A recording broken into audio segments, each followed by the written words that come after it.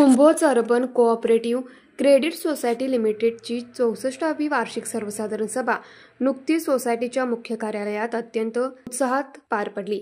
या सभेला सभासद, संचालक मंडळ, कर्मचारी व हितचिंतकांचा मोठा प्रतिसाद लाभला।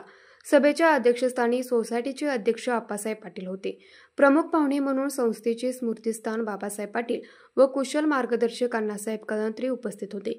कार्यकारी अधिकारी चांद मुजावर यांनी वार्षिक अहवाल सादर केला। यामध्ये आर्थिक वर्षातील मिळकत, कर्जवाटप, ठेवी, नफा तसेच विविध उपक्रमांची सविस्तर माहिती देण्यात आली। सभेमध्ये मागील आर्थिक वर्षाचा हिशोब मंजूर करण्यात आला। यासोबतच संचालक मंडळाने पुढील वर्षासाठीचे विकास आराखडे, डिजिटल सेवा सुधारणा, नवीन शाखा विस्तार आणि सभासदांसाठी अधिक लाभदायक योजना राबवण्याचे आश्वासन दिले। सभासदांनी या सर्व उपक्रमांना एकमुखी पाठिंबा दर्शवला।